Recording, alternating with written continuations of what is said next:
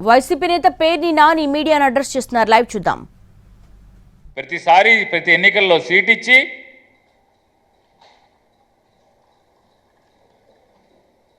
గెలిపి తిప్పుకుని రాజకీయాలు నడిపి ఇవాళ జగన్మోహన్ రెడ్డి గారి మీదకి ఏమంటారు? తప్పుడు మాటలు కాదా ఇవన్నీ? చంద్రబాబు నాయుడు గారు తప్పుడు మాటలు కాదా ఇవి అంటున్నా. 2020వ సంవత్సరం వరకు 1995వ సంవత్సరం నుంచి 2020వ సంవత్సరం వరకు అంటే 25 సంవత్సరాలు ఆయన రాజకీయాలు ఎవరితో చేశాడు? ఎవరు జెండా పట్టుకుని చేశారు? ఎవరు పక్కన కుర్చీలో కూర్చుని రాజకీయాలు నడిపాడు? అంటే వయసు మీద పడ్డ చంద్రబాబు నాయుడు గారు ఎంత బొంకు మాటలు నాయుడు అనేది దీనికోసమే.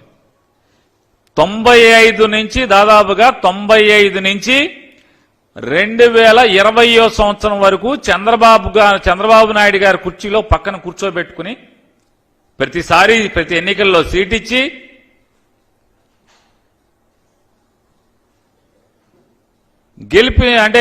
గెలిపించుకుని తనతో పాటు తిప్పుకుని రాజకీయాలు నడిపి ఇవాళ జగన్మోహన్ రెడ్డి గారి మీదకి బురద పూసేటువంటి కార్యక్రమం ఏమంటారు? తప్పుడు మాటలు కాదా ఇవన్నీ? చంద్రబాబు నాయుడు గారు తప్పుడు మాటలు కాదా ఇవి అంటున్నా. అంటే మీ దగ్గరుంటేనేమో గంగా నదిలో స్నానం చేసినట్ట, 25 ఏళ్లు మీ దగ్గర అంటే మీరు ముఖ్యమంత్రిగా ఉండగా ఈ కేసు ఎఫ్ఐఆర్ కట్టిన ప్రభుత్వం ఎవరిది? ఆ టైం ఎవరు? ఆయన ఏ పార్టీలో ఉన్నారు? మీరేమన్నా పోనీ ఆయనకి టికెట్ లేకుండా ఆపారా? 96లో జరిగింది కదా, 99లో ఏమైనా టికెట్ ఆపారా? పోనీ ఎప్పుడన్నా ఆపారా?